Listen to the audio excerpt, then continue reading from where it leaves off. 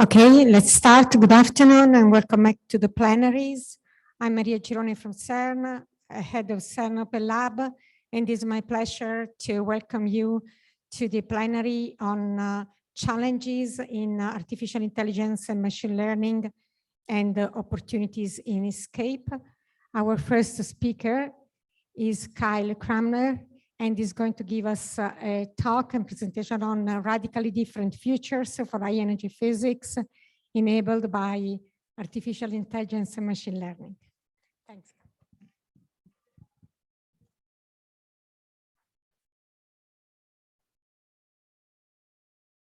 Thank you very much. Okay, there's the audio. Great. So people are trickling in, but I think I'm going to go ahead and start. So it's a pleasure to be invited to see you all. After about 15 great years at New York University, I moved to the University of Wisconsin just under a year ago. But I'm still active in the ATLAS experiment and also the IRIS-HEP collaboration, working on computing for the high luminosity LHC and supported by the National Science Foundation. So I'm going to the session is about challenges, but I decided to pivot a little bit and think about sort of radically different futures of what HEP might look like that are enabled by AI and ML, and then sort of think about the challenges from that point of view. So I think everyone knows here that in July 2012, we announced to the world that we had discovered the Higgs boson. What you may not know is that in the same month, there was a milestone in deep learning. The so-called ImageNet paper came out that same month, which is funny and coincidental. And that was really heralded the modern age of artificial intelligence and deep learning as we know it. It's also interesting how much progress has been made in that field since the time of the Higgs discovery. If you look at the publications in science here broken down by materials science, chemistry, and physics, you see just this explosion of papers in machine learning, which is certainly tied to that modern wave of deep learning. And that motivates the obligatory quote from Freeman Dyson that new directions in science are launched by new tools much more often than by new concepts. And that the effect of a concept-driven revolution is to explain old things in new ways, while the effect of a tool-driven revolution is to discover new things that have yet to be explained. And that's certainly our hope at the high luminosity, well, at the LHC and in particle physics in general, is that we'll discover something new that has yet to be explained, and that AI and machine learning might be the tools that help get us there. So this was the abstract that I submitted for the talk. And so basically, instead of trying to focus on concrete challenges of sort of incremental changes to HEP driven by AI and machine learning. And I don't mean incremental in a derogatory way at all. I just mean the things that we're more familiar with. I thought it would be perhaps useful as an exercise to think through much more radical and speculative changes, not necessarily things that I believe in or that I'm advocating, but just kind of as a mental exercise. And then ask myself, or we should all ask ourselves, what would be enabled if we embrace these dramatically different approaches? What would we lose? And how would those changes impact our computational, organizational, and epistemological nature of the field? And so what do I mean by radically different? There's lots of different ways of thinking about that, and it's subjective. For the purpose of this talk, what I'm going to mean is something that would be a significant reorganization of our workflow or the changes of the tools that we use, where, for instance, some of the common components that we're used to working with might just go away entirely, or they might be replaced with something that looks significantly different. So one example, which is code writing. So we're all writing a lot of code. This is an example from chemistry. This is using something very similar to ChatGPT, if you're familiar with one of these large language models. And amazingly, you can ask it to compute the dissociation curve of H2 using this tool called PySCF, which I don't know anything about, but ChatGPT apparently knows about it. And so it also knows how to write Python. And so here it is writing a Python script. It doesn't know how to compute the dissociation curve, but it knows how to use this tool, and there it is making plots of this. And I'm told by a chemist that this is a reasonable answer. Okay, so things like this are also happening in high energy physics. This were some slides that were shown at the P5 just a few weeks ago at Brookhaven. One is you're just basically prompting it to say, write me an algorithm that will match jets to quarks, and it does something. Here's another example where it says, make me the boilerplate code for an ATLAS analysis. And so I think it's pretty much guaranteed that AI is going to dramatically change how high energy physicists write code. Exactly what that's going to look like, I don't know, but it is also interesting to think about how it can assist us in migrating or converting code to new platforms and new architectures, because that's a very labor intensive process currently. So this is exciting, but I'm not going to spend much time on these kinds of things. Instead, I'm going to spend more time talking about simulation, reconstruction, and analysis, and those kinds of parts of doing physics. So this is a figure, maybe some of you are familiar with it, but it's the kind of standard HEP workflows going through simulation, kind of with a GÉANT in the back of your mind, to at the bottom in the middle is the raw data, and then the second half of the figure over here is the reconstruction chain, and ending here with particles. Now, so when I mention radical changes, it would be things that, for instance, might bypass some of these steps. So instead of following through the parabola as you see it, there are these various arrows that are cross-cutting. These are different types of fast simulation, and this is something we've been doing for a while. So it's not radical in the sense that it's new, but it's radical in the sense that it's kind of a change to the workflow. And there, I think it's clear that generative AI techniques are going to probably radically change these, but I'm not going to say more about it because that's in Kevin's talk, which is following this one.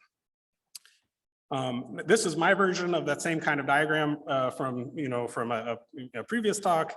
It adds another layer at the top where the beginning of the chain is basically specifying what theory it is that you want to simulate. So it goes then through the simulation chain to the sort of raw sensor readout, and then back up through the reconstruction chain. And I've added a few more layers. So instead of just stopping with particles, it includes things like jets, event level features, and finally the total result of your physics analysis, whatever that might be. So this is still schematic. So if you wanted to think of a radical change, one of the most radical things that you might do would be, say, go straight from the raw data to a physics result, right? I think we would agree that's probably pretty radical. This has actually been tried. So there's a paper, End-to-End Physics Classification with CMS Open Data by the authors there. And so they're bypassing reconstruction. In this case, they're going straight to trying to identify signal candidates, and they're still looking for a particular, hypothesis. They're looking for a specific Higgs decay in this example. But just to point out, you could bypass individual event by event classification and just say, here's a sample of events, and I'm going to go straight to Higgs discovery or not, or something like that, which sounds crazy, but that is a little bit closer to what anomaly detection looks like. It takes a sample of events and it makes a statement of that form. So if you did this, you would basically lose the interpretation of all the intermediate objects. You would need to develop new approaches for how you would deal with, for instance, object level systematics. There's no, jet energy scale if you don't have jets. And you would need to figure out how to establish trust in these results. But independent of all those things, it would also just be a dramatic reorganization of our computing resources, right, if you wanted to do this. Now, something that's maybe a little less extreme, but equally radical, I would say, would be to still keep the idea of event level features and physics results in the way that's similar to what we do now, but maybe instead work on replacing or augmenting the reconstructed objects with some sort of learned representation. So before, if you imagine that there was an end-to-end neural network that went from the raw data all the way to the physics result, you could just chop it in half somewhere and then call whatever the hidden states of your neural network at that stage your general purpose black box reconstructed quantities. And they don't have to be totally black box. They could still be organized into things that you're familiar with, like jets and electrons if you want, but you might just augment the variables instead of simple shower shapes with like a bag of numbers, which are kind of black box, and they're a learned representation. So there's lots of ways you could do this. You could use self-supervised learning to try to find that representation. And if you want, you could just think of that essentially as some kind of compression of the data that's richer than 4 momenta, still rich enough to do lots of different downstream, machine learning tasks. And if you think of it that way, this representation would be similar to what many people refer to as foundational models. It's like one model that you can use for many, many tasks. And I think this is actually a pretty interesting thing to try to explore. And if you think about it for a little bit, right now, things like 4 momenta is a common representation that we use for our reconstructed objects that mean the same thing across multiple experiments. So you could try to design learned representations that would be shared across, for instance, Atlas and CMS and LHCb, and that would be that we don't do anything like that right now. That would be interesting. If you had such a representation, you could imagine using that as a common data format for publishing the data. You could also think of it as a target for a fast simulation, or you could think of it as a target for unfolding. So all of these things I think are pretty interesting, and I would call them radical. So still sticking with reconstruction, but a different take on it would be to go from what our kind of current deterministic reconstruction to a more probabilistic reconstruction. So our current reconstruction is deterministic in the sense that you run some algorithm and it gives you an estimate of its momentum, a particle ID label, maybe some other things. And usually we only process one interpretation of an event. I mean, there are exceptions, but that's for the most part. And this is similar to, say, looking at this crowded star field, and astronomers would provide a catalog saying where are the locations of the stars, how bright are they galaxies, what type of galaxy are they? But astronomers are increasingly moving to the idea of probabilistic catalogs, where they look at the same star field, and maybe they look at an area where there's some blending. So there's two bright objects maybe on top of each other, and it's ambiguous if you have one bright object or two bright objects, or two objects that are sharing the brightness, or maybe even three. And so you need to be able to figure out how to describe the scene with sort of multiple different interpretations in some correlated probabilistic way. So this is being used in various places. It complicates a lot of downstream analysis, as it would for high energy physics. It's also maybe worth keeping in mind that gravitational wave astronomy, which is our new kind of astronomy, have very few examples. And for each one, they do a probabilistic reconstruction of where it was on the sky, the angles, the masses, and things like that. And so that catalog they're building up is intrinsically a probabilistic catalog as well. So if we wanted to do something like this, maybe it's conceptually appealing, but how would we actually go about doing it? Well, one thing you would need to do is somehow attach a probability distribution to each of your reconstructed objects, and also even a higher level thing for the event, but forget about that for the time being. This is similar to what we do, for instance, when we have hits and we say we don't know exactly where they were, or we reconstruct a track and we provide a covariance matrix of the track parameters, but those are kind of simple n-dimensional Gaussians. If you wanted to, and we know how we're going to use them, we're going to use them, say, in vertexing. But if you want to go to more complicated operations on those objects, or you want to go to more complicated distributions, it quickly gets very challenging. So think about, for instance, going from the Kalman filter to some more complicated versions. So one approach to this would actually just to be sample these distributions and say, here's like 100 different interpretations of this event drawn from some distribution. You could do that, but now you're sort of multiplying the data by whatever this, you want 100 samples for each event, it's going to be a lot more data. You're going to have a lot more bookkeeping. It would be something similar to considering all the different systematic variations of our simulation, but now you're doing that for the data too. And all of these approaches complicate downstream analysis. So it's an interesting idea, but it's, it's radical, and I don't think we really know how to deal with this. Okay, now this is another kind of crazy one, is that we're going to hear more about generative AI and how good it is at, for instance, modeling the distributions of our simulation, but we could just go straight to the data. We could try to model the data distribution we're reading off of the detector, and then we could just publish that model and say, instead of getting the raw data, I'm going to give you this model that describes all the data that we saw at the LHC. That's it's conceptually similar to saying, here's the mean and the standard deviation of a Gaussian. It's just characterizing the distribution. You could still answer various questions like, do I see a difference between my background only prediction and my signal plus background prediction? It would be very hard to validate this for complex high dimensional data, just as it is in the context of fast simulation. The same idea could be used, for instance, in the trigger. You could use it as a way of representing the data that we don't keep, and you just pass along this thing that says, okay, here's the distribution of all the data we didn't keep, and see if there's anything interesting in there. And then there's a somewhat related idea, for unfolding, for instance, these tools like OmniFold and et cetera, but I'm not going to say more about that now. Okay, so hopefully these are sounding somewhat radical and not like a complete waste of your time. Now, let me talk instead about reinterpretation and the connection to theory. So I'll do this one quickly. Oftentimes when we get done doing an analysis, we keep that, we preserve the analysis workflow, and then we scan through some theoretical parameter space, simulate the events at each of these points on some grid, run it through the analysis chain, and then say, is this theory excluded or not? And so that's what I'm calling recast, or this sort of reinterpretation workflow. And so these grid of dots are the typical approach. Now, one of the things that you see is that, there's big regions of the space which are like clearly excluded or clearly allowed, and it was not necessarily a good use of your computational time to do it this way. So what would be better is if somehow you start by kind of sprinkling this parameter space with some evaluations, and then you start trying to refine to find where is the boundary between excluded and unexcluded, or the allowed and excluded regions. And so those little dots that you see are the result of some active learning procedure that's smartly choosing where to go. In some sense, this isn't radical at all because it's the standard analysis chain. The thing that's radical is it's changed the order in which we do our computational things. So now, instead of first running your simulation and then doing the analysis is sitting on top, and it's driving the production system. And we've just gone through this. Zubair is going to be giving a talk tomorrow, and it required quite a bit of work to re-engineer and to pull this off. Still keeping with the role of theory are the topics of anomaly detection. So there's been a lot of activity recently in anomaly detection, fueled largely by AI and machine learning. It's also driven by that desire to be model independent, especially given the fact that we're not seeing supersymmetry and things yet.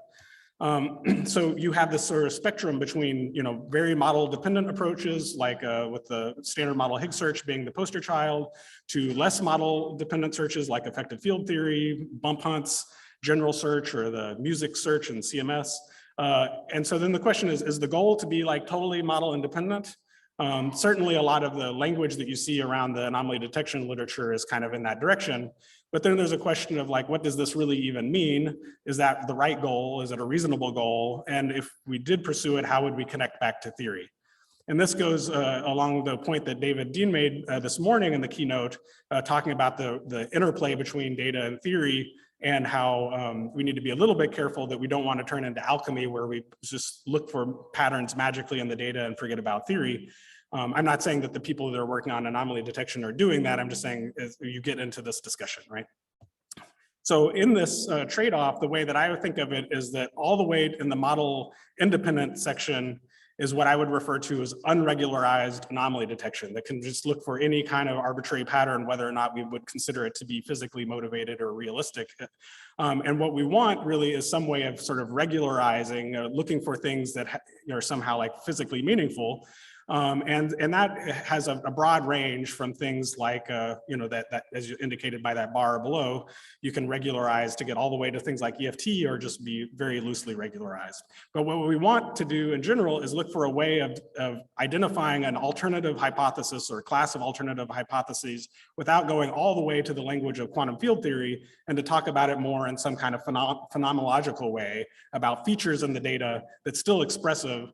And I don't think we've really figured out how to do that and pair that with machine learning yet.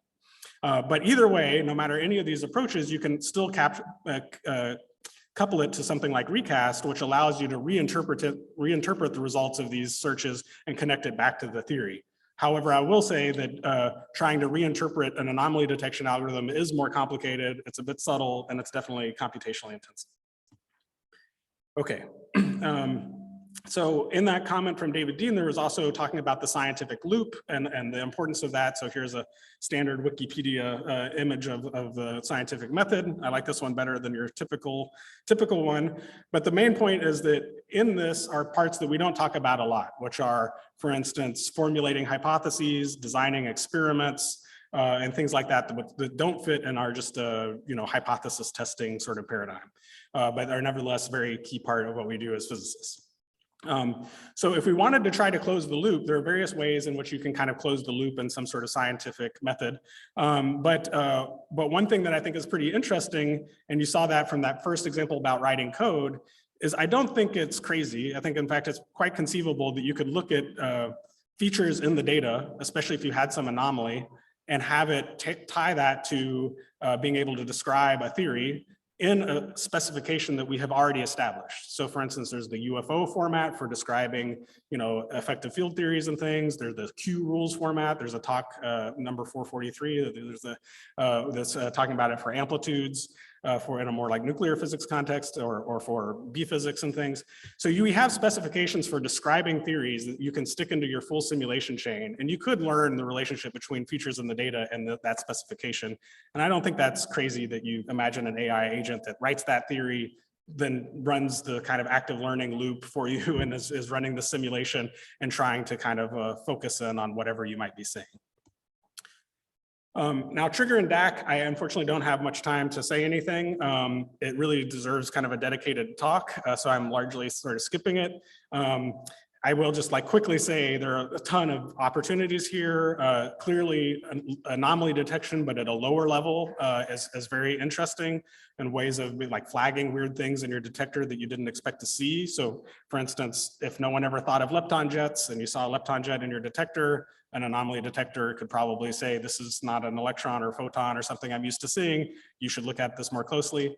There's the ideas of doing real-time learning that might adapt to running conditions, which is interesting, but causes other problems. There are, of course, a whole slew of approaches to data compression, which are very important for the trigger. This idea that you might learn the distribution for the stuff that you don't keep. And then obviously there's lots of approaches to sort of automate or assist shifters and data quality experts and things like that. Okay, now I'm going to switch to this topic. I've got about 5 minutes, so I'm going to try to burn through this one. But this is a topic that I care about a lot, which is about unifying simulation and inference. So Kevin's going to say a little bit about this first part, so I can skip past it. But the main point is that on one side, we have a theory, and when we use our simulation, we're making predictions about what the data will look like. And inference is going the opposite direction. It's this inverse problem. And right now, we use totally different tool sets for going in those two different directions. We use Geant and things like that, Pythia, to simulate, and we use totally different tools to try to do inference. In principle, you would just want to invert your simulation. But that's difficult. So if you think about the simulation chain that we have from Pythia and Geant and et cetera, they're Monte Carlo tools. You can think of Monte Carlo as being a way of approximating an integral. The integral you're doing is huge. It's like 10 million dimensional integral. So you're never going to be able to really do this integral, which means that calculating the likelihood function for doing inference is intractable. And so that's the key problem. I know that was fast, but there's a quote from Paul Dirac that sort of captures the same point, but it's basically this irony that even though you know all of the forward model, that's sometimes not helpful in solving the problem you want to solve. So recognizing this, it was a place where you really saw physicists and computer scientists starting to converge on language. This was a workshop in 2017.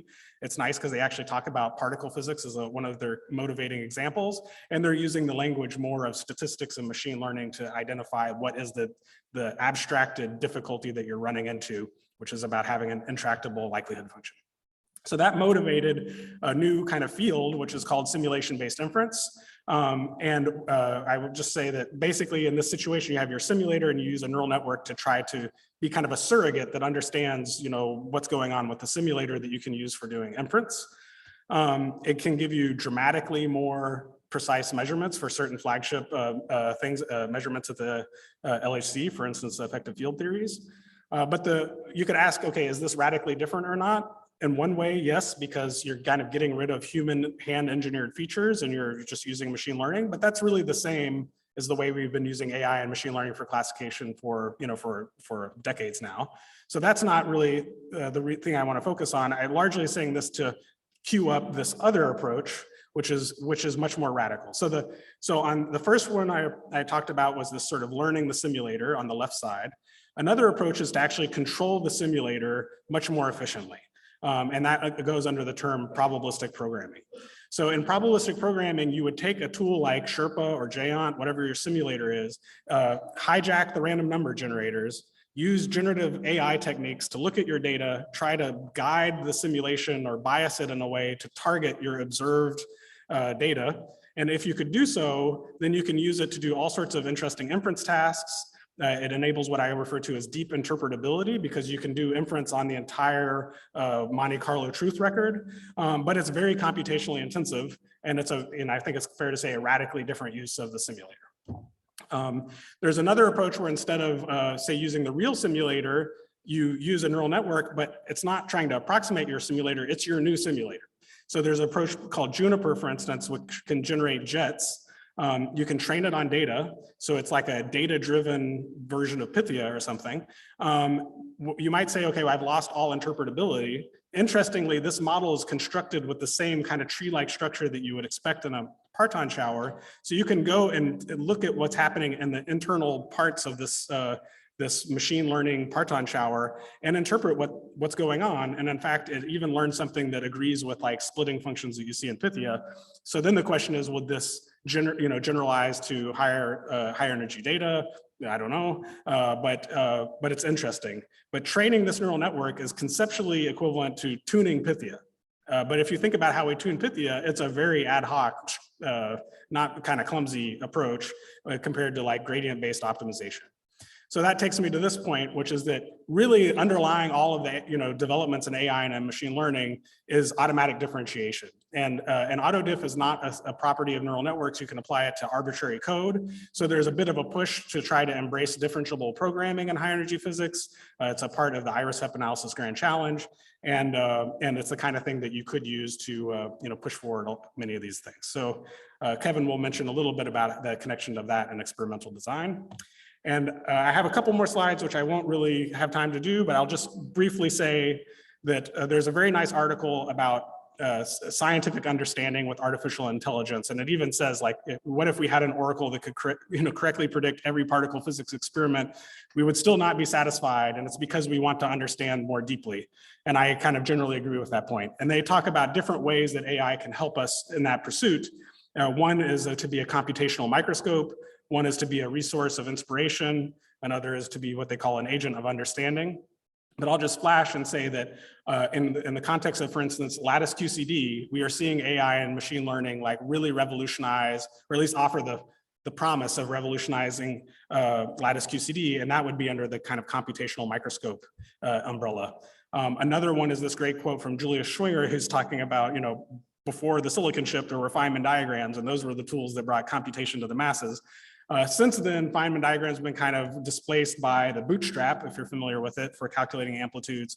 And now those techniques have kind of run as far as they can, and we're using AI and machine learning to see if we can go even farther by using transformers to basically try to find patterns in these. And that's a very cool example that I would consider a resource of inspiration.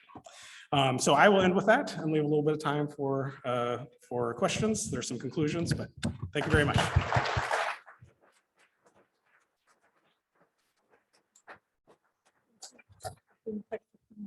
Okay, so there's time for a couple of questions. Gordon? There will be the microphone coming to you, or to you to the microphone. So supposed to speed it up a little. Hi, I'm Gordon, University of Washington. Kyle, great talk as always. Let's imagine for a second that you have just laid out the program for the field for the next 30 years. What pieces of infrastructure do we really need to work on to get the low-level stuff out of the way so we can actually start working on some of this? Where should we be concentrating our resources? Well, it's a good question. Sorry, there's a lot of feedback. It was a little bit in this conclusion slide that I was thinking that I think this exercise, part of the reason that it's useful is that thinking about some of these things that we talked about are easy to do, some of these things are hard, and some things are unnecessarily hard, right? So the things that we can put our finger on, like, that seems like it was harder than it should have been. For instance, the active learning loop feels like it shouldn't have been that hard. Like, that points to, okay, maybe we've made some overly rigid assumptions in our systems that we should try to. So I think that's part of the reason for going through the exercise, because we should be prepared to be nimble and react to whatever unexpected things are on the way. I do think that adding different, auto diff wherever we can is something that we should. But also right now, most of our machine learning is trained like through some bespoke means and then incorporated into our infrastructure. And it would be much nicer if like the system for training these things and then incorporating was much more tightly integrated. And that kind of goes under some of our like translational AI ideas. There's a question from Elise over there, and then one from Armin. Hi, Kyle. Nice talk. if you're talking about radically different ways of approaching high energy physics, I would say that most large collaborations aren't, always all that accepting of radically different methods.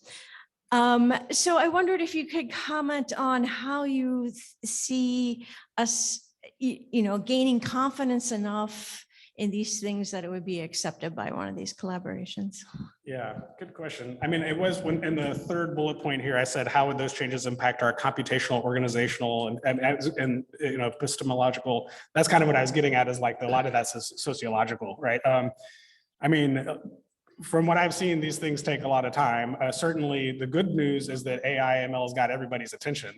And one thing in terms of like the disrupting force of AI and ML, one thing that it's done, which I think is maybe not recognized as much as it should be, is it established like a lingua franca across the field and across different fields. Like you can go to conferences and talk to people that are chemists or material scientists, and if you talk through this kind of language of some of AI ML things, is much easier. And so then being able to, for instance, identify how people have approached workflows differently to enable AI and ML becomes somehow easier to elicit. And I think that that's helping us make progress more quickly as a field. So I have some hope, but in the end, yeah, it's still challenging. Last question from Harvey. Yes, so this was an inspiring talk, but also disturbing in the following sense. The point is you started with certain abstractions, which perhaps have to be the entire body of work to predate what you presented. Namely, a lot of effort goes from the bottom up to understand how your experiment is behaving. If a DC voltage changes or there are anomalous bit flips or things of that, you may get new features, which then your abstraction will detect. But if it's not geared to classify those as anomalies in the experiment or in the data acquisition system, then you return to something we heard this morning, which is hallucinating facts. Yeah, I generally agree. I think I showed that one slide about the dangers of sort of magically finding patterns and getting, so I tried to clarify that things that I was talking about, I'm not necessarily endorsing. So I generally am a believer of maintaining much of the structure of how we approach things, and then sort of, machine learning supercharging different components, but still having all these points along the way where you can do spot checks of what's happening and understanding, the sort of hierarchical structure of how we approach physics. I think it's key to how physicists have made progress to this point. So. Okay, so for the sake of time, I think we'd have to move on. Let's thank again Kyle.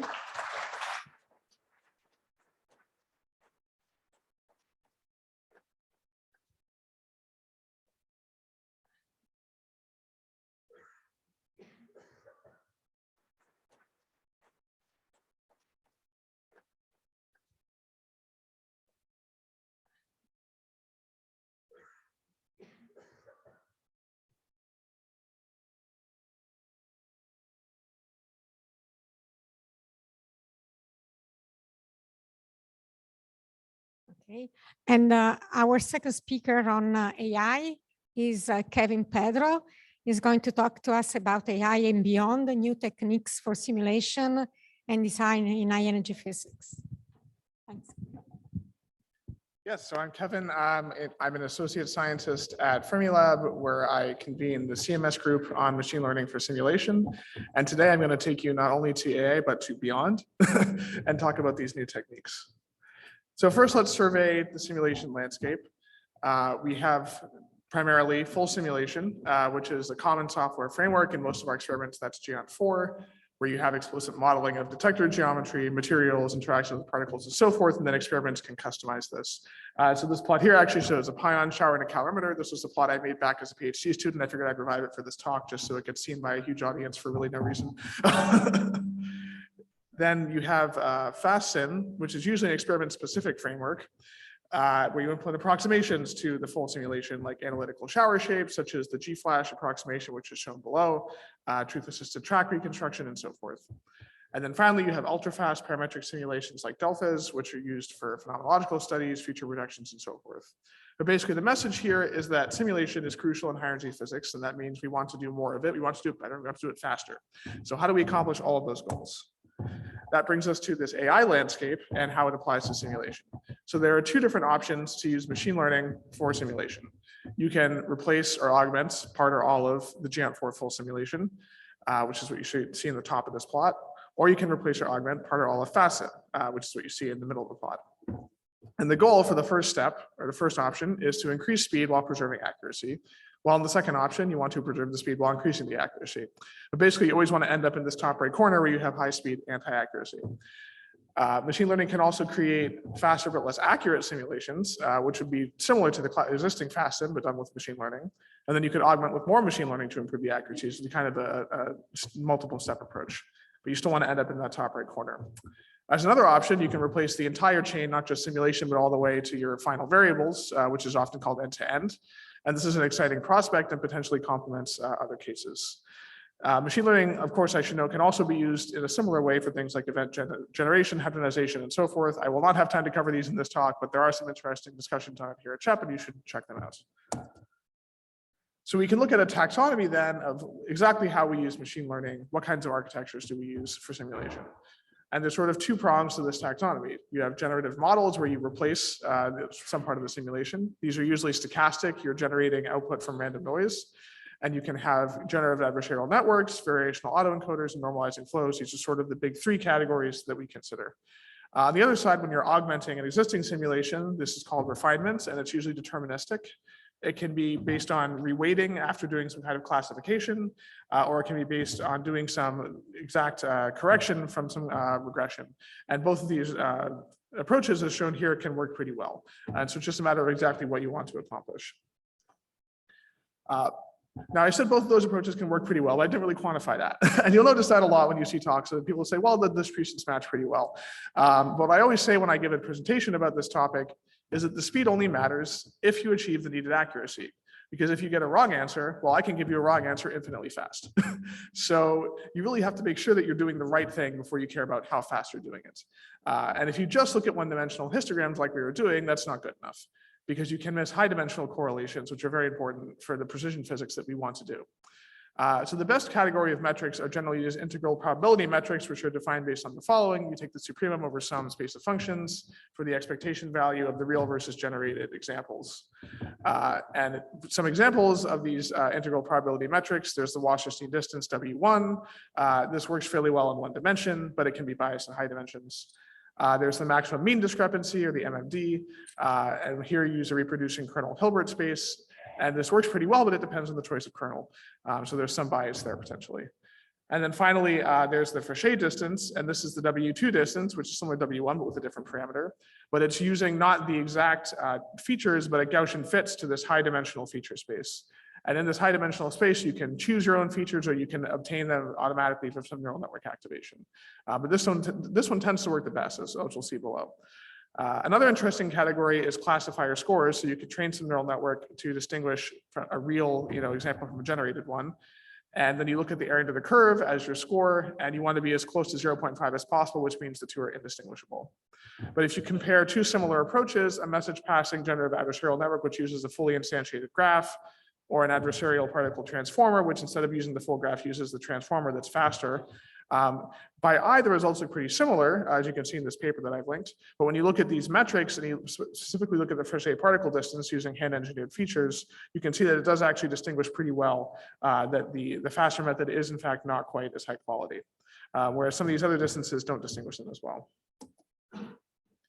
Now, to really be able to compare all these different approaches I'm going to talk about, you need common data sets. And this brings us to the Callow Challenge, which was the first competition for generative machine learning for detector simulation. And they provide 3 public data sets. One is relatively low granularity, but has an irregular geometry based on the Atlas calorimeter. And they have both photon and pion shower data sets there.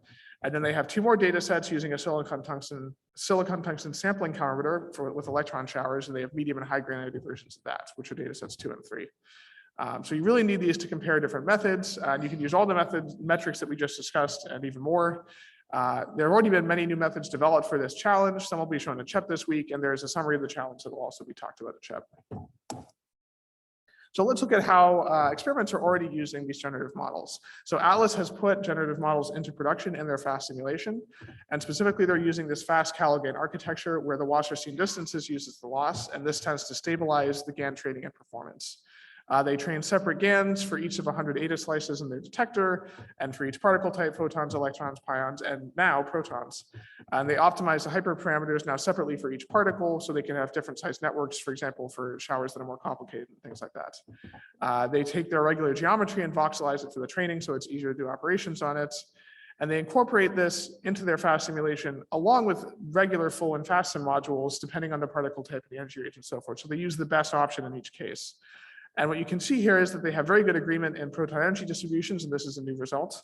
And they also, by using this hybrid approach, improve the modeling of high-level quantities like the leading number of constituents, which we know is a pretty hard one to get right, compared to using either the FASTM by itself or the GAN by itself. So this hybrid approach is really pretty powerful to get the best physics out. LHCb is also employing generative models in production, and they take this stacked GAN approach where they parameterize different aspects of the detector, and then the whole system feeds forward from one to the next.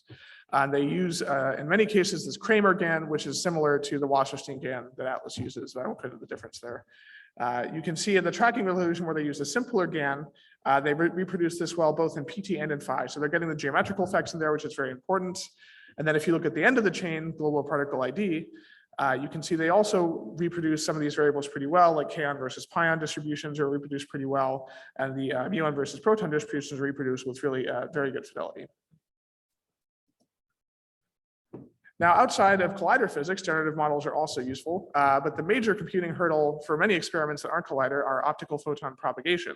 So it's a slightly different problem to tackle, and these are two examples. So on the left, we have an example for Dune. It's using this GEN architecture, which is mostly a dense neural network, but it uses an outer product in place of a convolutional layer to get faster inference. And you can see if you compare the GEONT simulation in this Dune detector to the GEN emulation, you get pretty similar looking distributions. On the right, we have a new effort, which is called SIREN, which stands for a sinusoidal representation network.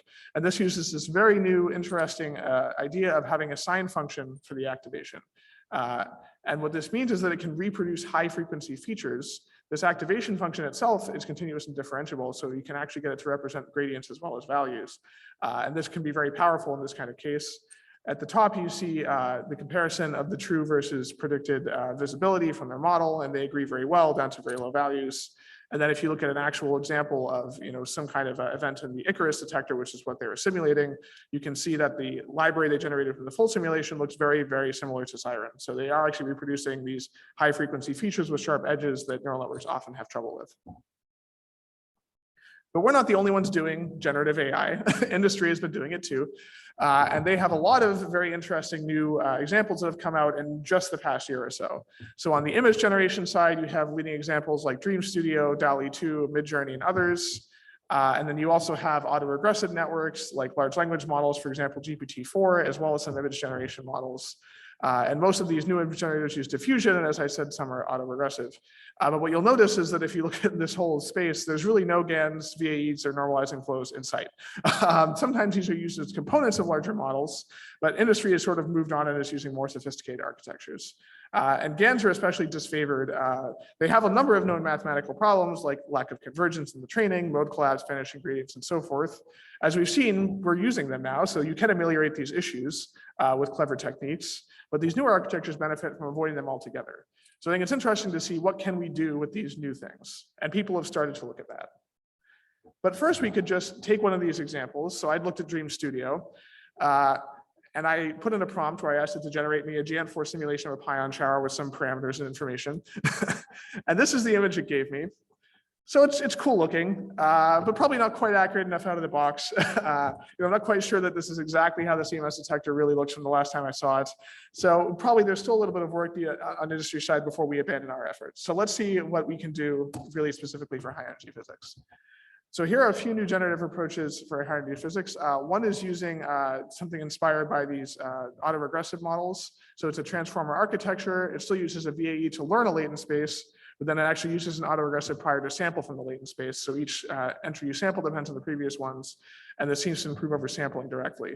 And you can see you get very good modeling of the moments of the showers. For example, this longitudinal first moment, which some of these networks don't always get right if you're just targeting, leading order histograms. There's still some work on going to improve sampling in the tail. As you can see, there's sort of a drop off, but in the core it does pretty well. So this is ongoing work, and we'll look forward to seeing what else comes out of this. There's also an extension of this, what's called L2L flow model. And this is a series of stat condition normalizing flows where there's a flow for each layer of the calorimeter, and each layer then depends on the previous layers. This has now been extended to the full geometry for the ILD ecal. So it's a 30 by 30 by 30 grid. This outperforms another popular architecture in physics, which is this GAN-VAE hybrid called the bounded information bottleneck autoencoder. In the distributions, as you can see here, comparing the red to the blue, the red matches the gray a lot better. They also looked at metrics like the Wasserstein distance and the classifier AUC, and it outperforms there too. And we can also look directly at using diffusion for high energy physics, since this has been very promising in image generation. So on the left is the calodiffusion project, and this is using a denoising diffusion approach on calo-challenge data sets. So the way this works is that the network learns to subtract small amounts of noise from an image, and then starting from complete noise and conditioning the network properly, you can subtract noise iteratively until you get whatever kind of image you wanted. And specifically, calodiffusion has some innovations like using cylindrical convolutions and then using a learned embedding for irregular geometries to move them into a cylindrical space so that you can do the convolutions easily. These convolutions turn out to be very powerful, and that's why you get such good results. So the classifier AUC score here on calo-challenge data sets is between 0.6 and 0.7. So it's pretty hard to distinguish these showers from real ones.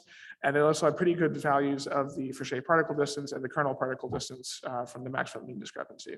And you can see some various distributions here, different quantities, and they match pretty well, typically within 10% even in the tails. And we get interesting geometrical effects right too. On the other side, we have a different kind of diffusion. So this is called calo cloud. So this is doing a point cloud diffusion. So instead of being on a regular grid like an image, it's in a point cloud space that has no defined geometry, and it gradually, adds noise to that until it just becomes a completely unformed cloud. Then you can learn to subtract the noise and go back to whatever sort of point cloud you wanted. They do this by projecting GAN4 energy steps into a highly granular grid and then smear them to dequantize, since our detector geometries are always kind of quantized by definition. And they use something similar to one of the previous examples where they have a different encoder and then multiple normalizing flows to do the inference. So you're having these specialization in the sampling inference step, so you get better results. And from this first effort, they get reasonable agreement in photon showers. I think there's a lot of room to improve, as we heard about earlier today when this was presented. So I've given you a whole bunch of examples. I'll give you a few more, but I want to stop now and think about what these things actually cost and how they can scale. So if you look at this table, this is looking at some of the industry examples. So it's comparing the last generation state of the art, which is NVIDIA style GAN3, to the new generation like DALI 2 and Jeep Studio, which are diffusion based. And you can see that going from the last generation to the new generation, the number of parameters and inputs increased by almost 2 orders of magnitude in some cases. And that also means the time and the cost increases by quite a bit. Style GAN3 only took 100 GPU days to train and cost about $2,000, and we could probably handle that. These newer diffusion models take order of 20 GPU years to train and cost hundreds of thousands of dollars. And that's just for the final version of the algorithm. For the exploration stage, it can be orders of magnitude higher. So we're talking about 100 GPU years or more and the corresponding cost. So this is really, this is serious stuff. This is not a weekend project. And then if you think about scaling this up to what we actually need. So the case study is the one I'm familiar with, which is the CMS Run 2 Monte Carlo campaign. And in that campaign, we generated about 100 billion Monte Carlo events. If you scale that up to the high luminosity LHC, so essentially extending the luminosity by a factor of 30, that will give you 3 trillion events. But we're trying to do precision physics in the high luminosity era, so it's probably going to be even more than that. There's a lot of events. We have never generated that many events, and especially not from a machine learning algorithm. So you need the generative ML to be reliable far beyond the scale of the training data set in order to be time and cost effective. Now, there was a paper that demonstrated if you take a VAE GAN architecture that you can amplify the statistical power of an input photon shower. So if you train it on 1,000 photon showers, you can get statistical power much higher than that. But you still need to actually test this, in a real production setting. To really deploy this, you have to quantify how much input data you need, how you're going to generate it, how much training time you need. So these are all things that we like to think about more before we're trying to do this at the scale of trillions of events, which is what we will need to do. Now, moving on to some different examples beyond the sort of standard generative approach. So this is the end-to-end example, which Kyle already previewed for you. And this is called Flash Sim, which is being explored in CMS. Rather than just dealing with this sim step there, it's starting from the generator level information and going all the way to the final analysis variables. And what you can see is they do this using normalizing flow, and it reproduces correlations even in very complicated objects like machine learning B-tagging scores for jets. So they're not running the machine learning B-tagging algorithm, they're just running their normalizing flow, and it gets all these correlations right as it shows in this plot. Currently, this doesn't just cover jets, it also covers muons and electrons, and they're extending it to more.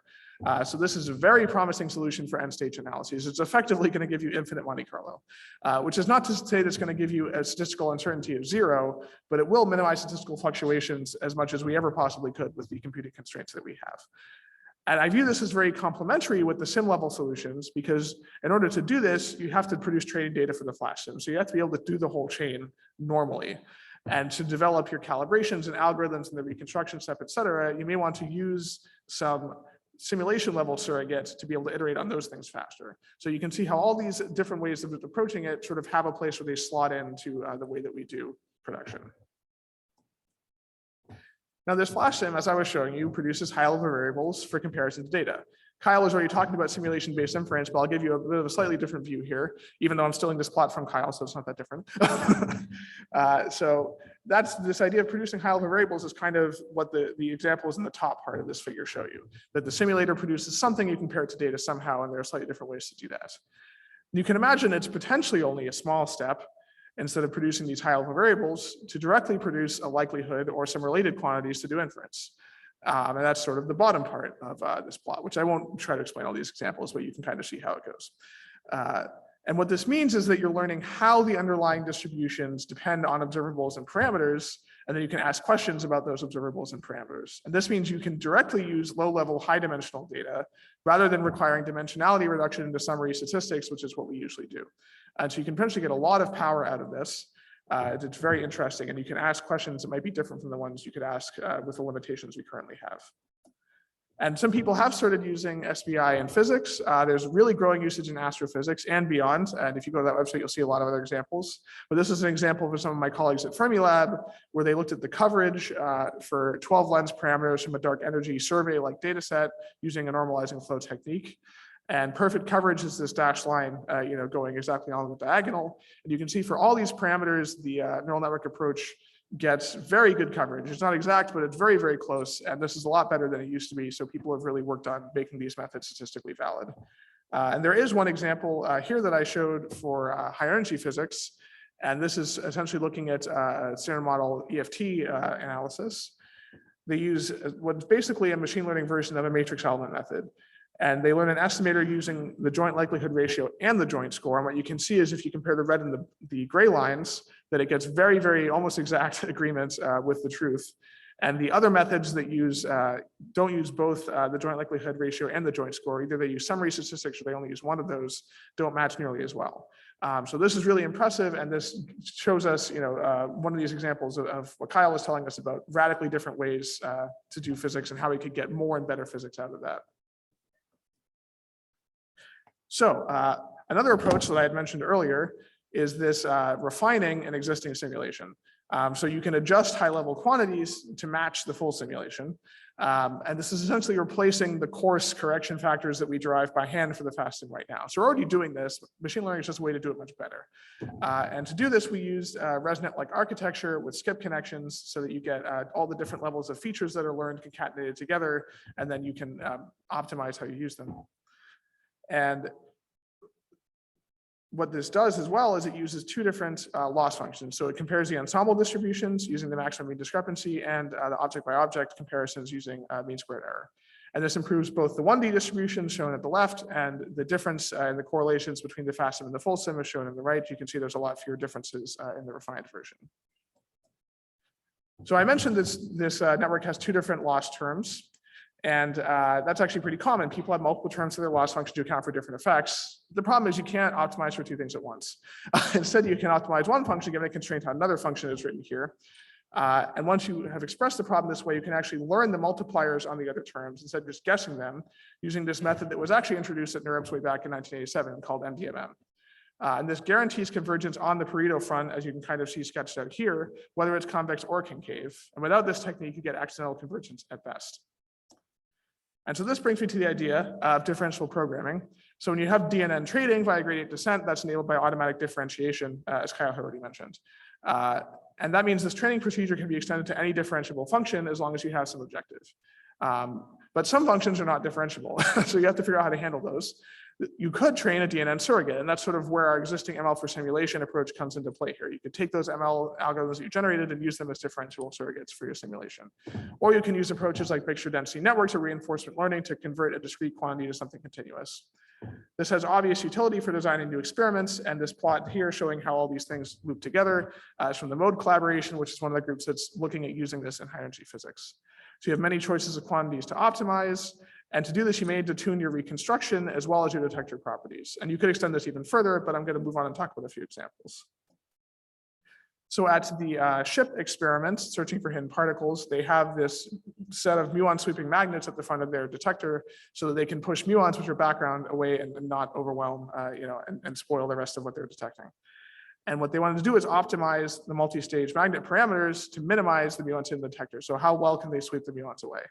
By doing this with this surrogate optimization using machine learning and differentiable programming, they outperform our previous Bayesian optimization with a much lower objective achieved and smaller magnets with a similar overall amount of computation.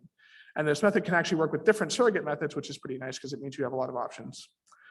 There was also another example that was shown today here at CHEP, which is a simplified particle detector where you want to modify the radial distance of the material to achieve a mean hit radius of about 2. And this can be successful even with noisy gradients. And though this is a really toy example, the thing that's interesting here is that they tested multiple new methods for gradient estimation in stochastic problems where you have something that's really hard to differentiate item by item, but the expectation value can still be differentiated. So I encourage you to go look at that talk to learn more about that. You can also use this for accelerators. So this uses multi-objective Bayesian optimization, or MOBO. The name doesn't really matter, it's just fun to say. And this is based on the Argonne wave field accelerator, so they want to minimize beam emittance and some other parameters by optimizing the injector and the Linac parameters. They use a Gaussian process surrogate for each objective, and they compare different constraint methods here. And basically, I won't have too much time to go into detail here, but the bottom plot using the constraint method is very similar to MDMM, and you can see it does find a better Pareto front on the bottom plot there. So my final idea here that I'm going to present to all of you, and I'm throwing this out there, no one's done this, is to optimize a complete collider detector system. So we have to think about where we're going in the energy frontier after the HL-LHC. We want to get to the next energy scale, which is the 10 TeV per ton scale. A muon collider can do that in a 16-kilometer ring versus a 100-kilometer ring for a hadron collider. So this is very interesting for a number of reasons, but it is a more complex machine. You need several components to interface Boolean efficiently, your proton driver and target to produce the muons, your cooling system, and then the acceleration, then the collider. You also need to do things like beam wiggling to mitigate radiation that would occur from TeV neutrino interactions from the muon decays. And so this is clearly an ideal case for differential optimization. As these systems mature, we can make sure that they all align optimally by doing it this way. And then if you look at the detector, there's also the machine detector interface here, which is very important, more so than in other colliders, because you need this nozzle shown in blue to mitigate beam-induced backgrounds from muon decays in flight. So you could actually consider a simultaneous optimization of the accelerator and the detector. I think this would be a really interesting new frontier for simulation and design. So anybody who wants to pick this up, you should go for it and just put my name in the acknowledgements, and then we're all set. Before I quit, a word from our sponsors. CHEP is, of course, chock full of great talks and new ideas about many topics. But if you want even more ML for simulation, differentiable programming, there's a Cal Challenge workshop at the end of the month, the MODE workshop in July, and the ML for JETS in November. So finally, I'll conclude, and you can read the conclusions here. But I just wanted to say there are many, many CHEP contributions on these and related topics. So you can click the boxes that I put throughout here to learn more. And there are even parallel poster sessions that I couldn't summarize here, so feel free to check those out too. And finally, I wanted to say I'm very happy to be back here at CHEP after almost 4 years in person. I think it's going to be a great week, and thanks you all for coming.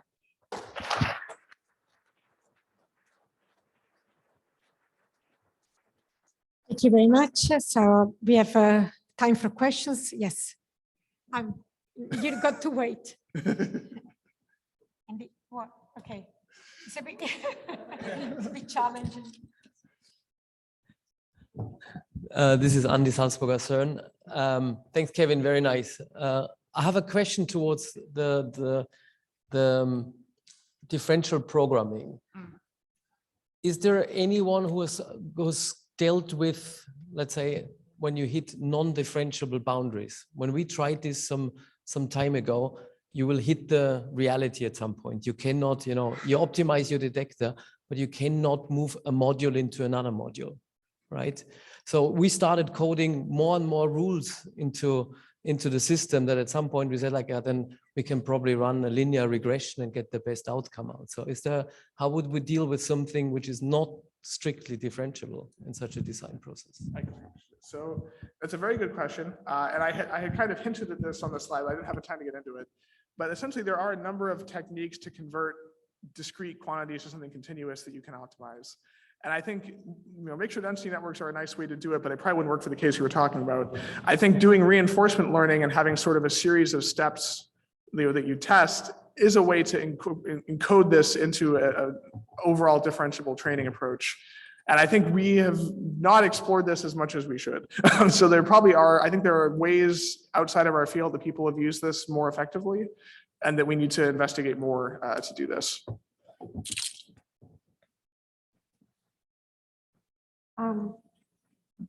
Other questions? I actually have one. So AI and HPC are converging. Are we prepared for this?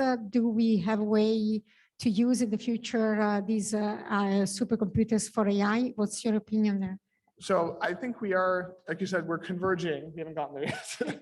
I think I'm actually working with some people. We had a workshop in January and we're writing a white paper on the needs from various sectors, HEP and astrophysics and things like that, on how we can use these HPCs, not just in the way we always use our high throughput machines, but in sort of a hybrid way where we get some of what's familiar to us and we adapt some of what we're doing to what's familiar to HPCs. The other point that I'll make, which is in my backup slides, is that one thing that we're developing in CMS and also elsewhere is doing inference as a service. So sort of abstracting the difference between, what code you're writing to make a request and how that request is actually fulfilled by doing operations on a coprocessor. And this would probably make it a lot easier for us to adapt to all the different kinds of GPUs that are, coming out to these HPCs. Because just in the US, we're going to have at least 3 different brands of GPUs. And that's in the current generation. By the time it's the next generation, who knows what it's going to look like. So I think this kind of abstraction, whether it's through inference as a service or using portability libraries like Alpaca, is really important for us to be able to deploy these things in a very general way. Okay, so let's, there's a question there. I think is the last that we can. Hi, Kevin. Thanks for the nice talk. So my question was actually on slide 12. I just wanted to know a bit more about, I think you talked about how there was difficulty with like improving sampling on the tails. And I was just wondering, because I know like with VAs, it's like really difficult to constrain stuff with like a really dynamic range of values. And I was wondering if that's like what you were meant and if you could talk a bit more about that. So I'm just going to direct you to the presentation, which is coming up because Okay, this great. is one that I borrowed and the author should tell you more. But I think the fact that it's using this vector quantized VAE, it improves how it learns, but it means it's difficult to sample from. Okay. And so this autoregressive prior is helping with that, but I think you just need to make sure it doesn't get stuck by the fact that there's low statistics in the tails. Gotcha. Thanks so much. Yeah. Okay, let's thank Kevin again.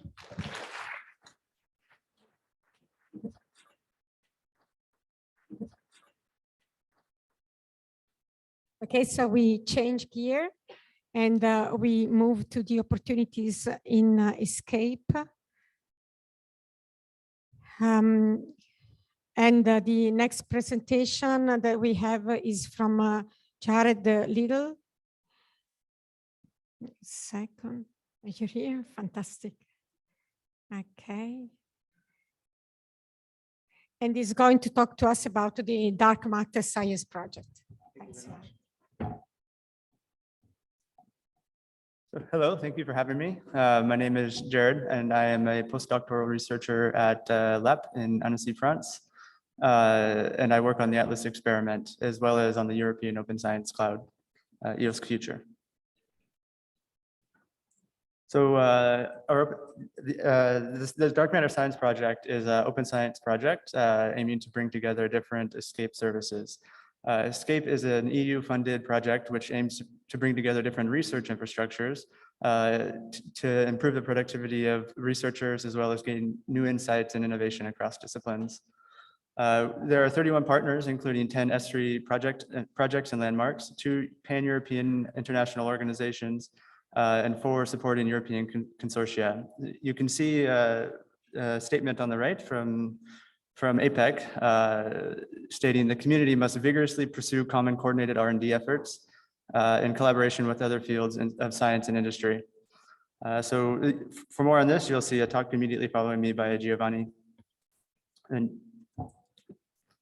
so the ESCAPE services will contribute to the European Open Science Cloud, EOSC, through the EOSC Future project.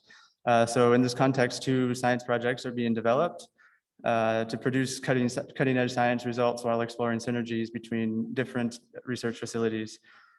So these science projects, we aim to demonstrate the latest open science capabilities while bringing together services implemented within the ESCAPE project.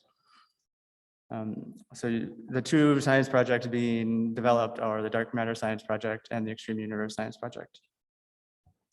So in this context, the ESCAPE virtual research environment is being developed. You can see an overview of this on the right, where the idea is to bring the user in through some authentication methods and give them access to the storage and the computing facilities all in one place in this research environment. It is a collaborative online platform where we're able to develop and share end-to-end workflows while accessing all of the digital content we needed in compliance with FAIR principles.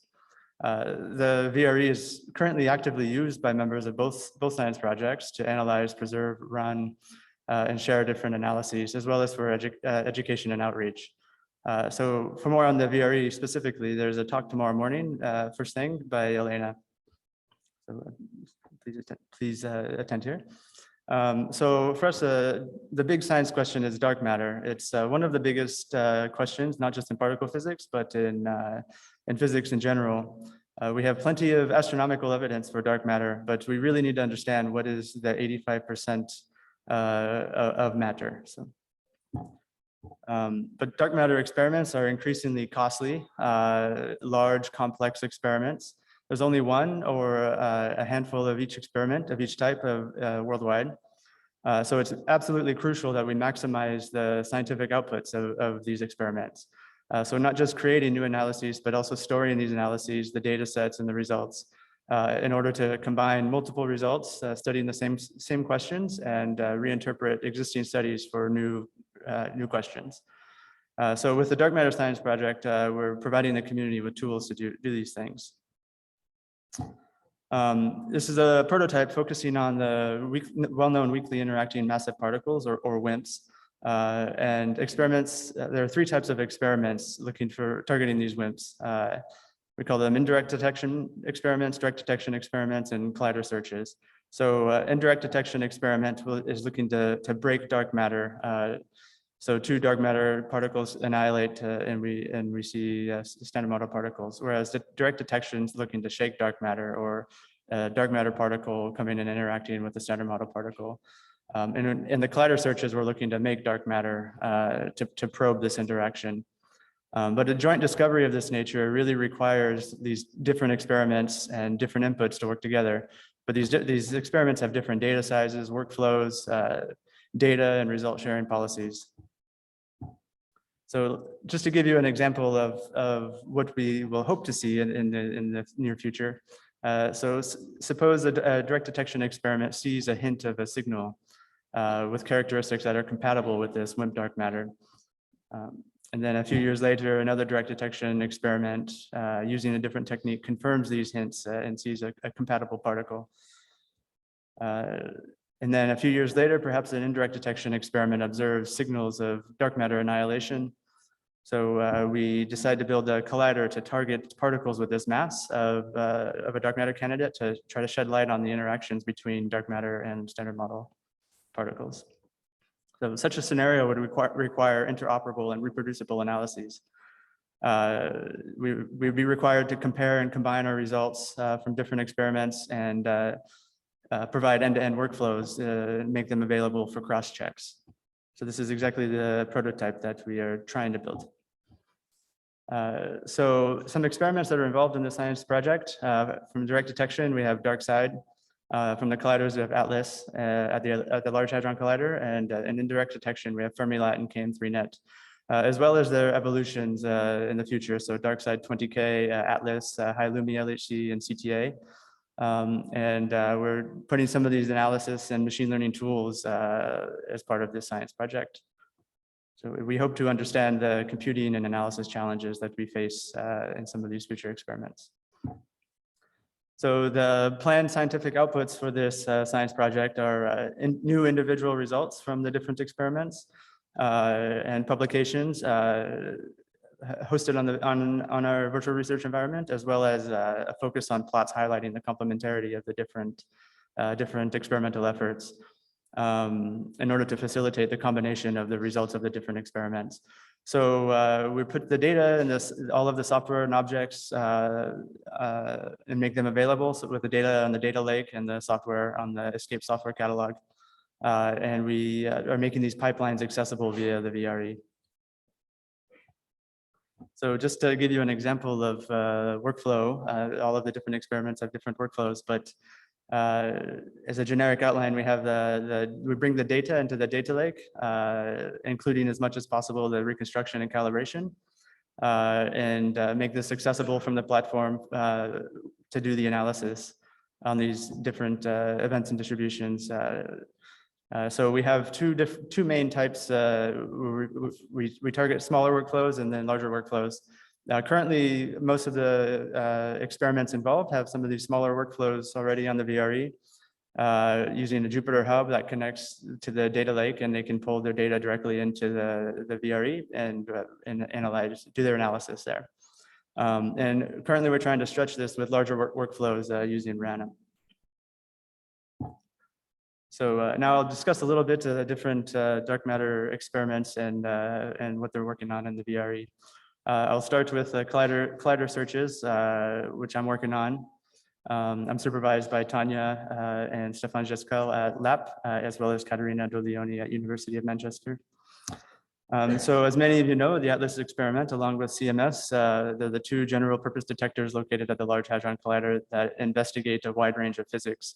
It culminated with the Higgs discovery in 2012, but we also perform precision measurements on standard model properties, as well as searches for new physics, including particles that make up dark matter. So we're truly trying to make this dark matter, to probe this interaction with ordinary matter and understand it better. So I have two projects that I'm working on within the science project. Both of them sort of extend from this dilepton resonance analysis, which I summarize in the plot on the left.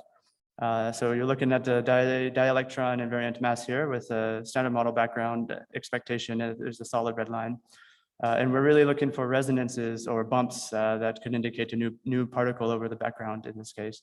There was no signal seen, so we moved to constrain the fiducial cross section on this potential particles, Z prime particles. So the two projects that I'm working on in the VRE to build off of this, first we run a reinterpretation of this analysis, looking for dark matter mediators, as well as producing a new exclusive Z prime plus MET analysis targeting this high background region at lower masses. So the reinterpretation of the resonance search was done on the VRE. So assuming there's a neutral mediator associated with dark matter, associated with the dark sector, we would expect to see an excess in this dilepton invariant mass distribution. So when we don't, we can set new limits on this. This is all, of course, assuming a non-zero coupling to leptons. What we did is we produced these new signal models and put the data in the data lake and ran a two-step reinterpretation of this using the virtual research environment, setting limits on the different produced samples on the left here and summarizing for different Z prime masses and dark matter masses in the central plot. I just want to say that this project was also a part of the SNOWMAS effort. You can see a combination plot, which I think is nice. It's exactly the kind of plot that we would like to facilitate. These results contributed to this effort as well.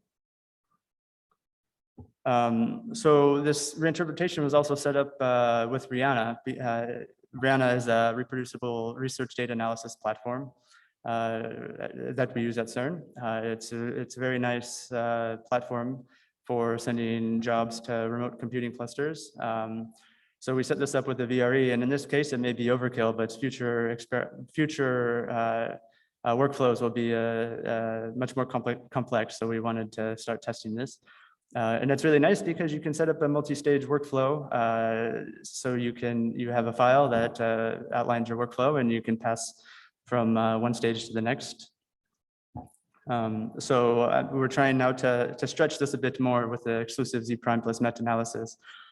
So here we're looking for some well-motivated models that I show you at the bottom. They're motivated by theorists in the paper I link here. These could have escaped detection in the dial-up-down resonance search. So I just want to say that we use these models to help guide our analysis techniques, but we aim to stay as general as possible with this analysis. And by targeting these dial-up-down events with MET in the final state, we'll be more sensitive in the low mass region, where this analysis was dominated by the standard model events. And the results of this is in a very late stage. The results are expected soon. But in the meantime, I am also trying to set up as much of the workflow as possible in the VRE. We have, on the left, I show you a snapshot of the workflow that we're trying to host on the VRE. So we're starting from our DX AODs, which are very large data containers. And we have a few steps in our workflow to calculate some kinematic variables and reduce these n-tuples before performing our statistical analysis. And at this stage, we've successfully ran from the DAOD down to skimming an n-tuple through multiple stages where we freeze the software environment at each step in a Docker container and use the continuous integration in GitLab to send these jobs to a remote cluster using Rihanna and with the official Atlas recast backend, which allows for this parallel processing of these files.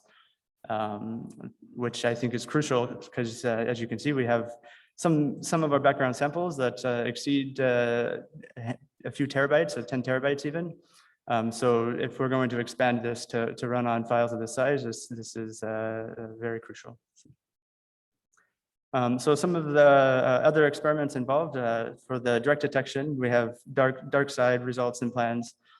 These are being worked on by Maria Sabia, Paolo Salamone, Marco Rosigno, and Valerio Ippolito from INFN in Italy. So this is a liquid argon TPC that is looking for WIMP-like particles that produce a nuclear recoil in the detector, which results in argon nuclei scintillation and ionization. You can see the evolution of the experiment. Currently, we're looking at data from DarkSide 50. But starting in 2026, they'll start with the DarkSide 20K as well. So they've implemented a reanalysis tool for high mass search on the VRE platform, where you can see here on the left this Jupyter notebook I mentioned. It's connected directly with a Rusio instance, and you can pull this data into your notebook and run your analysis in this way. It's very nice. And they produce the DarkSide 50 exclusion curve for WIMP nuclear and cross section. So in the future, they're looking to implement as well a low mass analysis and provide different theoretical models, allow different theoretical models to be inserted to produce different limit results.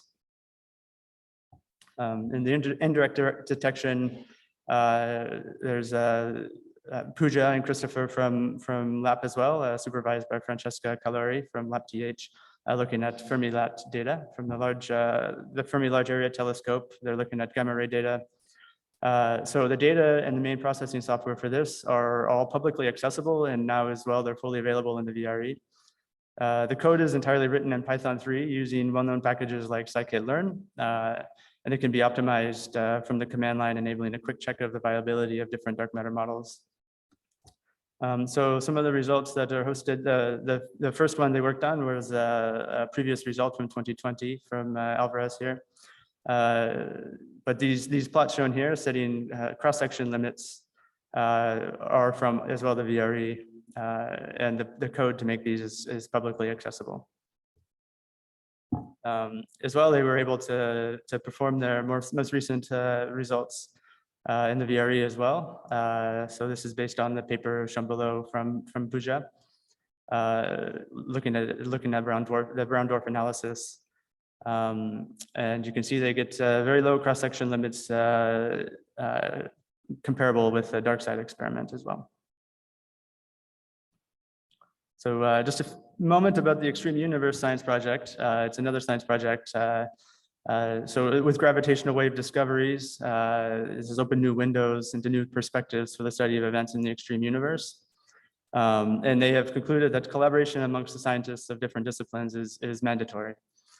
So I list here just a few of the pilot projects they have. They as well have multiple experiments involved in this project, with multiple postdocs working on new research and implementing it in the VRE as well. So here you have this spectral energy distribution fitting of blazars from Estelle at LEP, work on multi-messenger astronomy from Alberto, and on the LOFAR experiment, Danny Val in Amsterdam as well. But the KM3 net, this is an experiment. This crosses the border a bit between the Extreme Universe and the Dark Matter Science Project. So I just want to say just a quick word about this. They're putting the instrument response function from KM3net into the virtual research environment. And this is being worked on by Mikhail Smirnov at Frederick Alexander University, supervised by Kygraph. So the instrument response function provides a quantitative estimation of the event and background rates. This contains the physical characteristics of the detector, and it allows them to avoid extensive simulations each time for a different neutrino source configuration. It supports multiple configurations and is compatible with GammaPi, which is nice because it's easier to combine the results with the other gamma experiments. Active development on this package, there is active development on this package, and it is very accessible just with pip as well. So as well, there's a few common tools that are being worked on by Axel Gallen and Alexander Ekman at Lund University, supervised by Caterina Dolioni. They're looking at using machine learning to compress big data. So the Baylor compression tool is used to train an autoencoder on scientific data. It compresses and decompresses data by storing the model as well as the autoencoder's latent space. And so the idea is we really wanted to provide us sort of off-the-shelf algorithms and tools that anybody could use. So many different experiments can utilize it. So they have a Jupyter notebook on the virtual research environment already available, but they're still working on this, and many improvements have been made. So these latest updates will be ported into the VRE as well. So there was a talk actually earlier today from Alex and Axel on this, but feel free to browse the slides here. So just to summarize, some of the upcoming challenges for the Dark Matter Science Project is the onboarding of new analyses. This requires very large amounts of data and being able to run more complicated workflows. So we really want to stress test the VRE and the EOS cell using Rihanna. Another issue that is common is guaranteeing restricted data access, allowing people to upload data into the data lake with only them having access, or people within the experiment having access, so that they can develop their workflows before an embargo is lifted. We also need to work to publish the software and pipelines on the ESCAPE software catalog, allowing a user to log into the VRE and pull the software they may want to use to analyze their data or perform different tasks. And in the future, it'd be nice to be able to use Gambit software for the combination of results. So we want to widen the participation of scientists to using these open science tools. So more support is needed for the combination of these results, training and documentation and things like these. Yeah, so go to the next slide. So just to conclude with this science project, we're really making progress on producing new scientific results, but discovering and constraining dark matter hypotheses, but also providing other communities with the necessary understanding to reproduce our analyses. This should help facilitate comparing and combining the different results from different experiments and demonstrate fair data and interoperable workflows as an example for the community. We're really working on a prototype cell for the European Open Science Cloud, providing a testing ground for software and computing that can be explored by future experiments.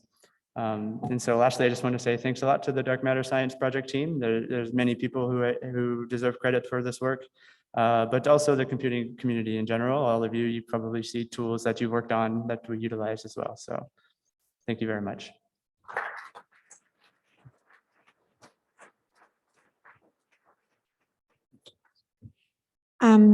So questions? Yes, there's one question here.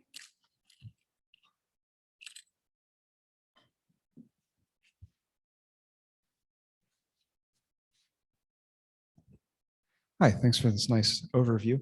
I had a question about how you saw this work intersecting with a couple other projects that I didn't hear you mention. One is the DarkCast project for reinterpreting limits on dark photon searches. I was curious how you saw that intersecting with what you were talking about with the comparing and combining results that you mentioned.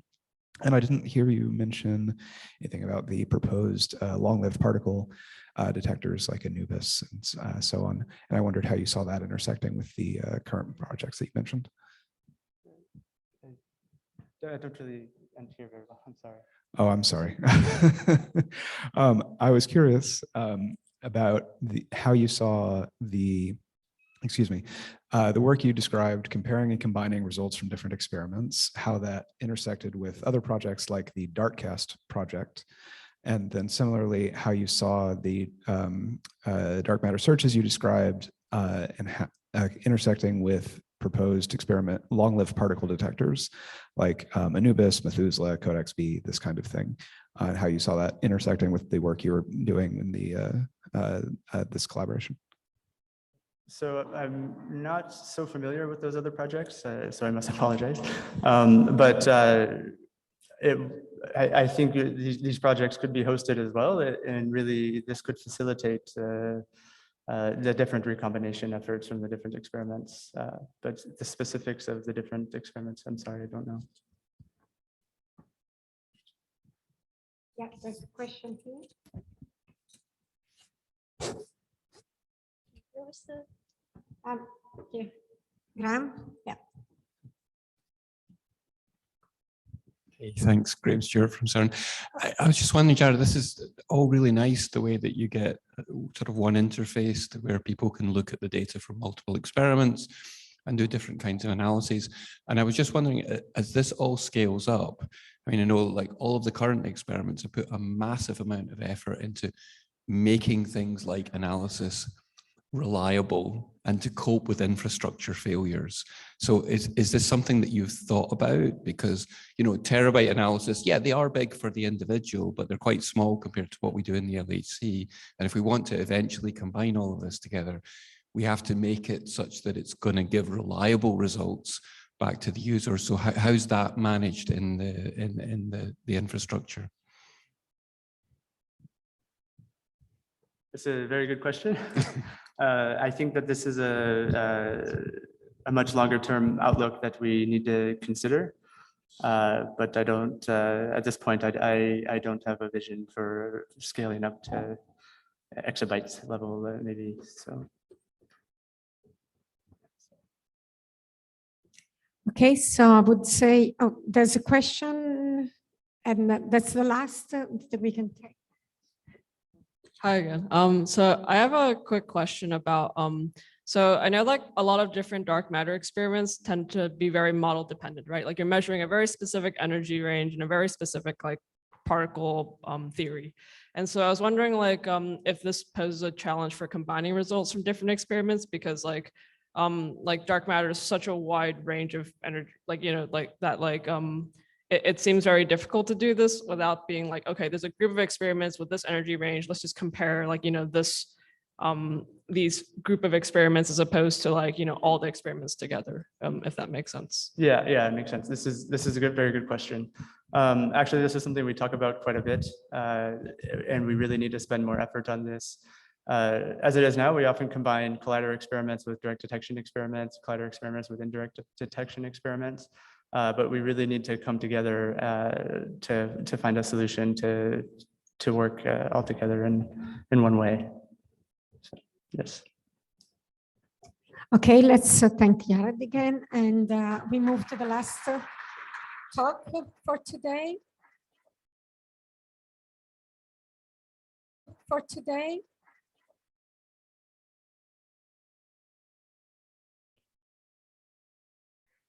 So we have here Giovanni Lamanna.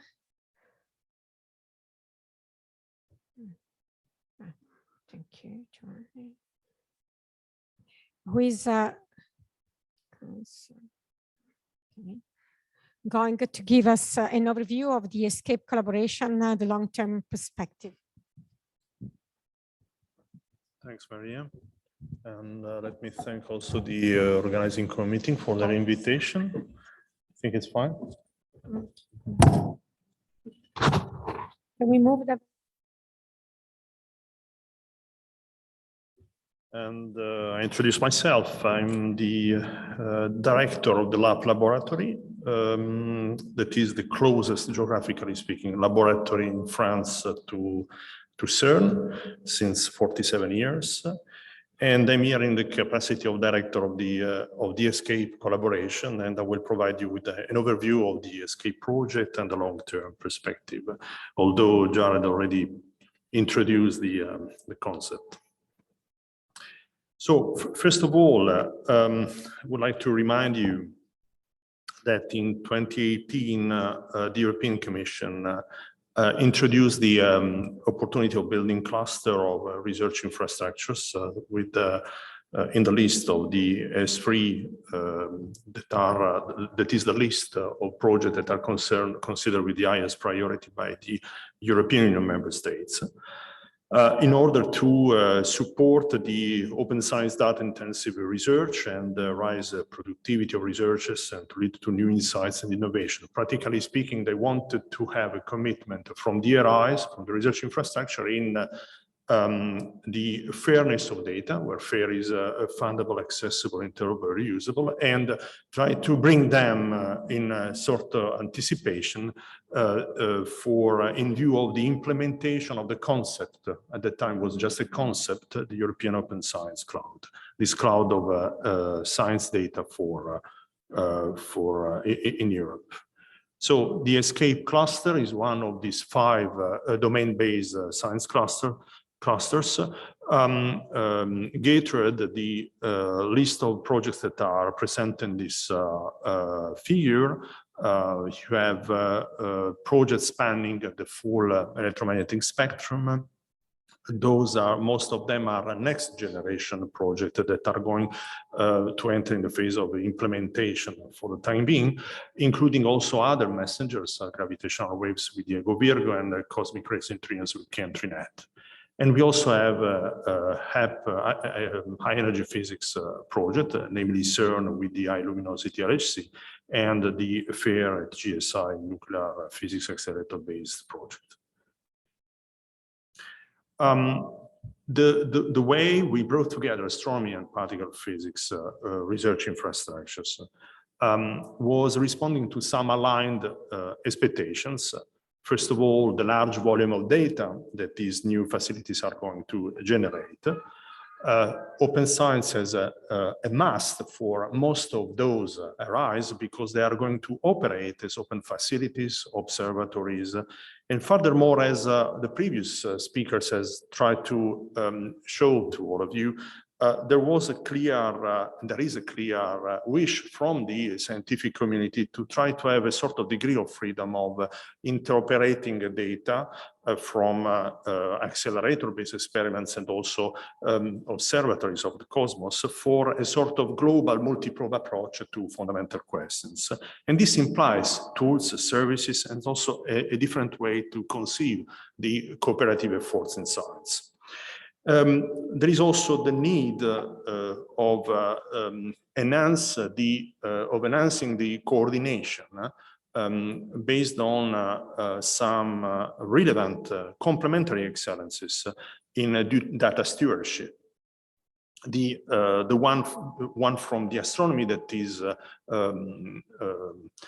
based on the virtual observatory infrastructures and their own services. as well as the long-standing expertise that you know very well from my energy physics in large-scale distributed computing and big data management. What were the common challenges ahead of us in the ESCAPE project? Developed the management system with all associated tools for the exabyte scale science data, also being able to move towards a very heterogeneous computing resources. And furthermore, we know very well that all these projects are definitely supported by the same data centers, the same national agencies. Therefore, there was a need of a cost-effective approach and an economy of scale in moving towards the next steps of services and solutions for data management. We were also in anticipation compared to other domains in bringing with high priority the case of the software. Software is an important part of the data challenges, as well as we were also inspired by the fruitful model of cooperation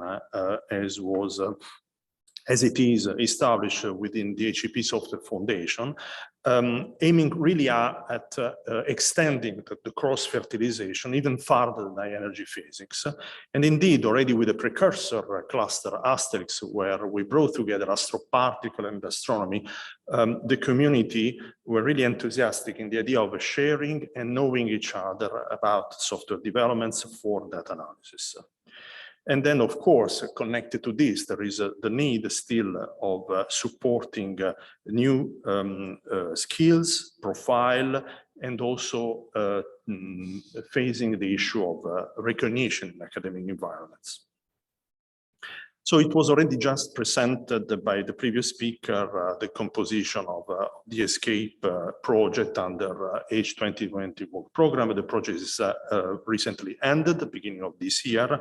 One more thing that I want to mention to you is that there was the request of a formal commitment of the legal entities leading those research infrastructures, CERN for high luminosity LHC, CTAO for the CTA Observatory, as well as SKO organization for the SKO Observatory, and so on and so forth. So each one of these legal entities were part of the group of beneficiaries, and each one of us brought together 2 to 3 national institutes, therefore participating as beneficiaries and consequently focusing their specific interest within the global and common work program of ESCAPE for the benefit of their own research infrastructure.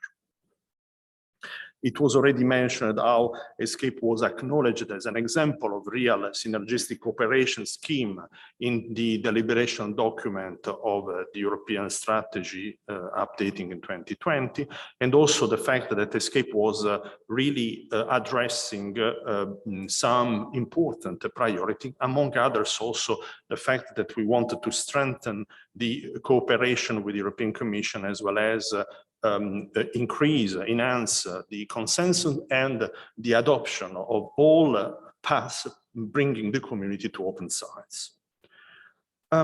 With this picture, I try to summarize the ESCAPE work program, which was aimed at building a sort of domain-based implementation of the European Open Science Cloud. And you see also, therefore, the work packages that compose the work program. So at the bottom level, you have the data lake, which is the scalable federated data infrastructure for open science.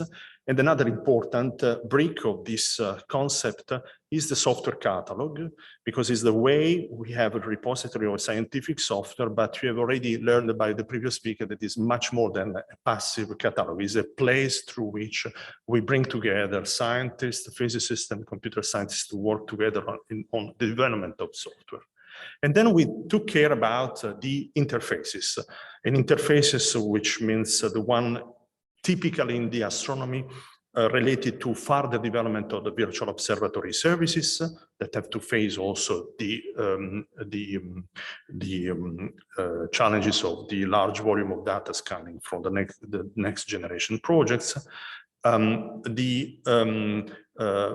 Development of a flexible science analysis platform to enable the open data analysis, but tailored to the each specific areas.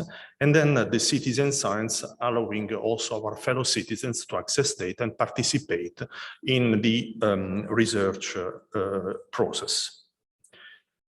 I would like to bring your attention to a series of high-level key results that are listed here. I will go through them just in the next few slides. Therefore, I would like to highlight, first of all, that through ESCAPE last year, we were able to implement a dedicated ESCAPE A&I service, which was also proposed as a part of the AI Federation for EOSC. It was inspired by the recommendation of the ARC project and was also able to support the hybrid solution, looking forward to having the complete token based solutions for the future. But this is now implemented, allows us to qualify the users that are entering in the environment, and helps also the data science project that we have seen with the previous presentations. One important result was the conception of the next generation data infrastructure for open science, DIOS, where you see here the key concepts that inspired the global vision was the idea of localizing the bulk data and cloud service. Have a policy-driven data replication and distribution in order to manage for all centers in the same way the data life cycle.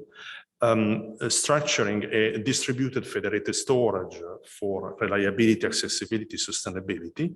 And although designed clearly to address and support the exabyte scale data, at the end, the vision was to provide a solution for any kind of any size of data to be analyzed.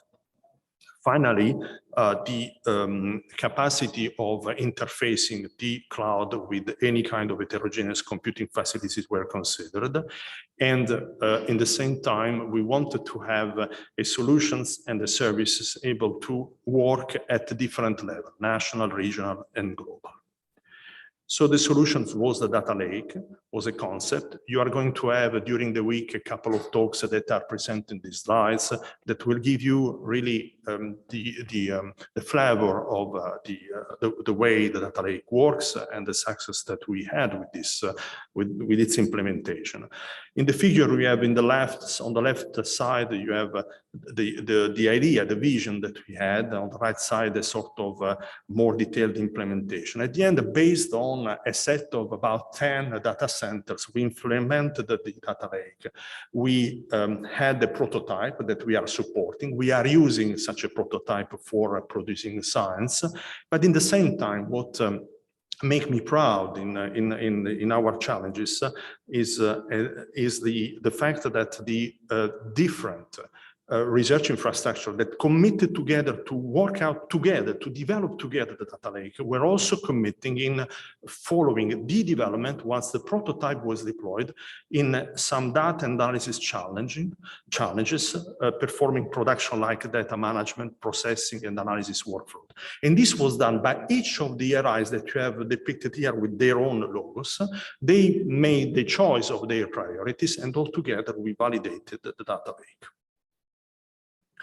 One important ingredient of such implementation of the cloud was the Open Science Software Repository, OSSR. And again, I repeat here that the concept at the beginning was that we needed to have an infrastructure to have quality control of the software, capacity of a store, the code, and providing access to the software for legacy. But in the same time, the catalog was the entry door to support the idea of bringing the community to work together, to co-develop, to share know-how. And such a catalog becomes a sort of a virtual place where we also explored some innovation, some machine learning methods that were applied for looking for glitches in the in gravitational wave signal, interferometer signals, as well as in trying to maximize the real-time analysis of gamma ray observatory, and so forth. And this kind of cross-fertilization worked very well. Also in terms of training actions, through the cadre, through this accent specifically that we provided with, that we have given to software, we brought the community with a sort of bottom-up approach in organizing training action that during the last 4 years had an enormous success. And then the other components were the science platform, where the results that we achieved were, again, prototypes of science platform, science analysis platform, where with the same approach than the data lake, we try to define altogether the minimum requirements for building minimal services, common choice of low-level services. And then we invited the RIs to tailor with their own specific requirements, such platform. It was helpful for almost all the partners, but more in particular, CTAO and SKO went even farther and co-developed a prototype that is now developed with a lot of functionalities that is really tuned to the requirements of providing open access to data and users that have access to observation time of through their telescopes. We also implemented a series of citizen science projects that also linked to the analysis platform. And into the case of the virtual observatory developments, there were the inclusion of the ESO Science Archive and the ESO Science Portal, but we have also specific developments. For instance, we introduced the time variables in the astronomical data that we are used to interoperate, yes, by just traditionally looking at the same coordinates in the sky for making multi-wavelength observation. Through the time variable, we provided the same services for combining, for instance, gravitational waves signals with other wavelength or signals based events. One more important result was the broader synergies that we built with the other clusters, with the other science clusters, and ESCAPE was really initiating such a cooperation that brought recently to a common position statement document on expectation, long-term commitment in open science. We'll also present this document in a workshop. And furthermore, such a cooperation among the 5 clusters brought us to cooperate upon invitation of the European Commission within the EOSC Future project, which is a project led by 5 e-infrastructure, the logos of which are presented here, and in interface with the Euro HPC to going further with the implementation of the architecture of the European Open Science Cloud. But more than this, as it was already presented before, we got some funding in parallel with the ESCAPE to upgrade our program and to support the 2 test science projects. Those are test science projects because we wanted to test the validity of the approach and the values of the services prototyped by ESCAPE. But in the same time, there were clearly the need of finding a solution to enhance the participation of researchers in the open science, and furthermore, to link with the actions that were already in place or they started to be put in place by ECFA, NUPEC, and APEC through the GENA action. And through this science test project, we had a series of pilots that were presented before. We were mentioned before about the virtual research environment. Again, the VRE was the need of creating the environment for the highest level of composability of all these services for open science. Through the test science project, we had the need of building such a web-based environment for hosting and mentoring this project. But in the same time, we see that there was an evolution also in the practices of the assessment of research careers.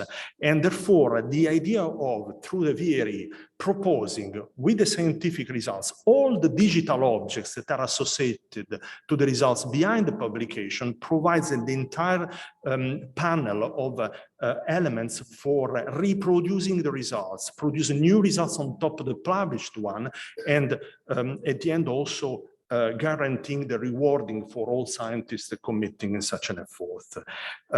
These figures that try to give you an idea of the VRE will be explained more in details by Elena Gazzarini in the plenary talk tomorrow morning.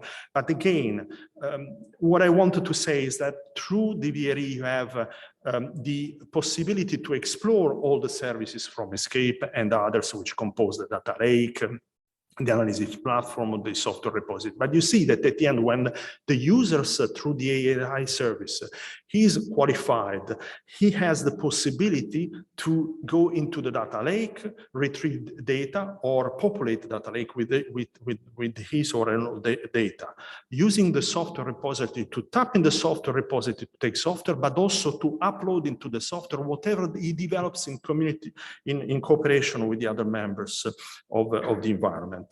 The cloud computing provides the resources. The user produces the results that is published in Zenodo, but also helps with all the digital objects to reproduce the results. So where we go now? All the 5 clusters are ending now and are all moving towards a long-term structures, memorandum of understanding, collaboration. And this is not by chance. It is well recognized, the success and the capacity to interpreting and representing in the European landscape the community-based action for open science. In the case of Escape, we have moved from the Escape project to the Escape Open collaboration. The directorate of each of the 9 original member research infrastructures, including CERN, ESO, they have signed the collaboration agreement, a document which leverages the continuation of the program of Escape, recognize the importance of the synergies. But in fact, such a collaboration that appears, and it is a top-down collaboration, is the consequence of a bottom-up momentum of all the physicists and computer scientists working together that are willing to continue the adventure and stay tuned to work in the cross domains environment. There is also in the work program that is proposed the possibility to focus also on other aspects, complementary aspects. And as I said before, the fact that we are represented, or we present a domain-specific community, this gives us a specific weight in the European landscape. What will partners work on? It is important to remind that they will work on topics that they would anyway work on, but on a collaborative activity. We want to share, build expertise, pool resources for development, using software as open source, through open source model. And we do not expect all RIs to run services for each other. There will be some services that are transversal, community services. Common tools will be used as the ones that we have adopted for the data lake or for the catalog, but not same instance of services. What are the opportunities that are going to have in the next months? And we hope that we are going to have to be funded for the next 4 years for that. We are going to consolidate the key components that we have seen. And together with the other clusters, we are going to operate open calls for cascading grants for any kind of valuable proposals that are coming from the community about other open science projects, open science services. Furthermore, we propose to develop, and all the 5 clusters, all other 4 clusters joined us, we propose to develop a community-based approach for ensuring and improving quality of scientific software and code. We are also anticipating tenders from European Commission for procurement of EOS services, but we have to distinguish the part that is really more related, this one more related to the initiative and the commitment of national institutes from the one that is more cooperative. Where do we go now? We set up the collaboration. We work with the other clusters. We prepare also new focus for cluster actions. And with this picture, I try to, if you allow me just 1 minute, I will not enter in details, but it's a summary. You have on the core part here, okay, it doesn't work. You have in the core part here the 5 services that are the 4 work packages of the work program that I call it the VRE services. But we also have on the bottom new programs that are considered with high priority in Europe, the challenging and open science objectives, the fairness of technology data, the career developments and rewarding, and also the bridges between EOSC and other sector data space. And on very top, you have a sort of request of our community, as well as for the other 4 remaining community, to operate a sort of competence center, domain-based. And on the right side, you have in another instance that is the community-based instance of a European Virtual Institute for Research Software for Advanced Technology that we have proposed together with the other 5 classes, with the other 4 classes. I'll leave to you the conclusions. Thanks a lot.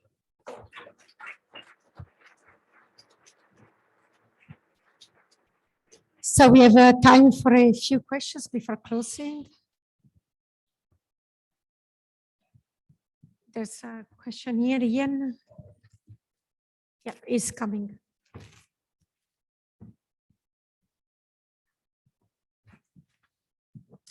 So, so my question, I'm Ian from the Flatiron Institute, and one of the things that holds the collaboration together is sort of a sense of common purpose, and the other is typically that they're funded to stay together. In the case of Escape, you used to be funded and now you've switched to a model which is an open. Is there, like, how will you sort of ensure a sense of common purpose is strong enough to handle things like governance and setting priorities until the funding comes through, I guess, is my question.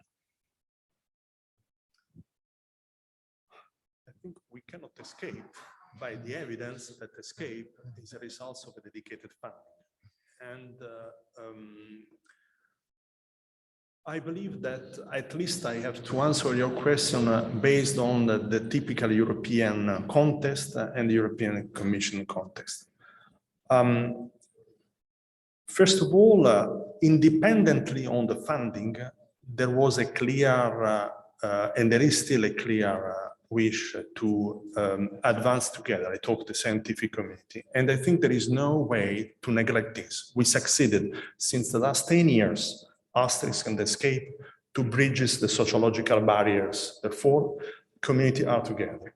Long-term projects in high energy physics have to face the fact that physicists are moving from one thematics and the other. Therefore, this is really felt independently on all funding. Then there was the funding, therefore an opportunity to build something. For the future, we do not want to build, at least this is our first side, we do not want to build any new legal entity. We want to keep the collaboration as open as possible. What we are succeeding in doing is in influencing the program and the evolution of the European program in a way that instead of running after opportunity of funding, we say what the scientists need and what we expect to have in the next months. I guarantee is already the results of what we influenced and what we wanted to have. And when I say we say the community where you and me, we belong to.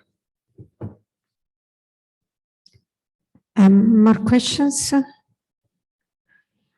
I actually wanted to have your opinion. So one of the things that we are discussing when we are approaching the science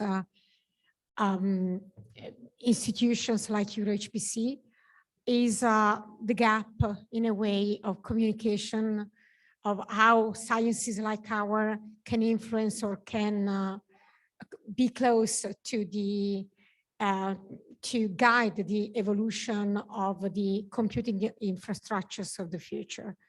So given all your activities and your overview at least at the European level, how do you think that we can solve this and close in a way this gap? There are two considerations to answer your question. The very first one is that we should, as a community, avoid to evangelize other communities to build the new e-infrastructure. We should avoid to do this.